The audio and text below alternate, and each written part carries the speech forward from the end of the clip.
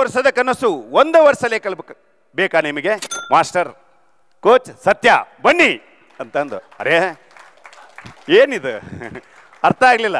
ಮತ್ತೆ ಮಾರ್ಚಲ್ಲಿ ನಾಮೊಂದು ಪದ ನಾವೆಲ್ಲ ಹಿಂಗೆ ನೋಡ್ತಾ ಇರ್ತೀವಲ್ಲ, ಅದರಲ್ಲೇ ಬಂತು. ಮತ್ತೆ ನೋಡೋದ್ರಲ್ಲೇ ಎಲ್ಲ ಇನ್ಸ್ಟಾಗ್ರಾಮಲ್ಲಿ ನೋಡಿ ಬೇಕಾ ನಿಮಗೆ ಬನ್ನಿ, ಬೇಕಾ ನಿಮಗೆ ಬನ್ನಿ, ಕನ್ನಡದಲ್ಲೇ ಹೇಳೋರು.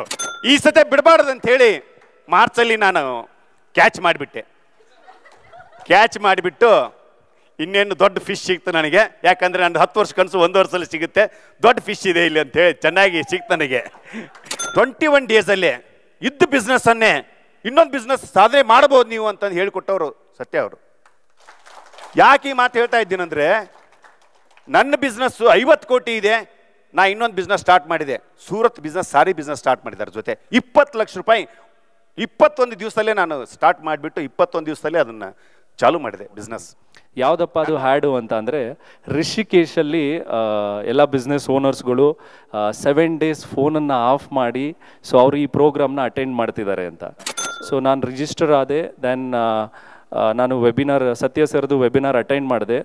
The moment when I attended the webinar ಅಲ್ಲ, I got the clarity. See what I was going through, what I need.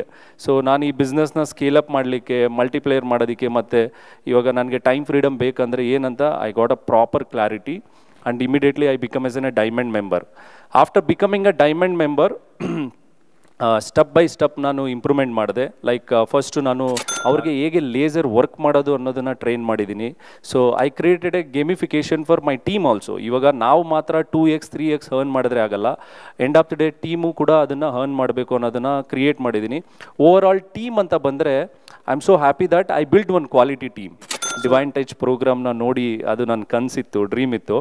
So last month I attended the divine touch program. ನಾನು 7 ಡೇಸ್ ಫೋನನ್ನು ಆಫ್ ಮಾಡಿ ರಿಷಿಕೇಶಲ್ಲಿ attend ಮಾಡಿದೆ. It is amazing program. So thanks to power of silence. ಆ ದಿನ ನಾನು class attend ಮಾಡಿದ ದಿವಸ ನನಗಂತೂ ನಂದು ಮೈಂಡ್ ಯಾವ ಥರ ಓಪನ್ ಆಯ್ತು ಅಂತ ಹೇಳಿದ್ರೆ, ಪ್ರತಿದಿನ ನಾನು ಹಾಸ್ಪಿಟ್ಲ್ ಹೋಗ್ಬೇಕಾದ್ರೆ ಟೆನ್ಷನಲ್ಲಿ ಹೋಗ್ತಾ ಇದ್ದೆ, ಏನಾಗುತ್ತೆ, ಏನು ಹೇಳ್ತಾರೆ ಡಾಕ್ಟ್ರು, ಏನಂತ ಡೈಲಿ ಚಾಲೆಂಜಸ್. ಬಟ್ ಅವತ್ತಿಂದ ನಾನು ಹಾಸ್ಪಿಟ್ಲಿಗೆ ಪಾಸಿಟಿವ್ ಮೈಂಡ್ ಸೆಟ್ಟಲ್ಲಿ ಹೋಗೋಕ್ಕೆ ಸ್ಟಾರ್ಟ್ ಮಾಡಿದೆ. 21 ಡೇಸ್ ಚಾಲೆಂಜ್ ಅಟೆಂಡ್ ಮಾಡಿದೆ. ಈ 21 ಡೇಸ್ ಚಾಲೆಂಜಲ್ಲಿ ನಾನು ಡಿಜಿಟಲ್ ಕ್ಲಾಸ್ ಕಲ್ತ್ಕೊಂಡ ಮೇಲೆ ಡಿಜಿಟಲ್ ನನ್ನ ಫೇಸ್ಬುಕ್, ಇನ್ಸ್ಟಾಗ್ರಾಮ್ ಪೇಜಸ್ ಎಲ್ಲ ನಾನು ಕ್ರಿಯೇಟ್ ಮಾಡಿಕೊಂಡೆ. ಸೊ ನನ್ನ ವೀಡಿಯೋಸ್ಗಳನ್ನ ಅಪ್ಲೋಡ್ ಮಾಡಿ ಸ್ಟಾರ್ಟ್ ಮಾಡಿದೆ. ಸೊ 21 ಡೇಸಲ್ಲಿ ಕಸ್ಟಮರ್ ಸೈಕಾಲಜಿ, ಫಸ್ಟ್ಗೆ ನಮ್ಮ ಬಗ್ಗೆ ಏನು ನಮಗೆ ನಾನೇನು ಮಾಡ್ತಿದ್ದೇನೆ ಅಂತ ಒಂದು ಫೀಲ್ ಇತ್ತು. ನಮ್ಮ ಬಗ್ಗೆ ನನಗೆ ಪ್ರೌಡ್ ಮೂಮೆಂಟ್ ನಾನು ಫೀಲ್ ಮಾಡೋಕ್ಕೆ ಸ್ಟಾರ್ಟ್ ಮಾಡಿಕೊಂಡೆ. ನನಗೆ ಡಿಜಿಟಲ್ ಮಾರ್ಕೆಟಿಂಗಲ್ಲಿ 150 ಲೀಡ್ಗಳು ಜನರೇಟ್ ಆಯಿತು.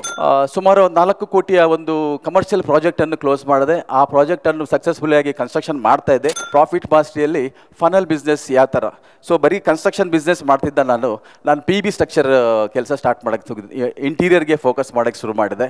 ಸೊ ಇದೇ ಥರ ರೆನೋವೇಷನ್ಗೆ ಫೋಕಸ್ ಮಾಡೋಕ್ಕೆ ಶುರು ಮಾಡಿದೆ.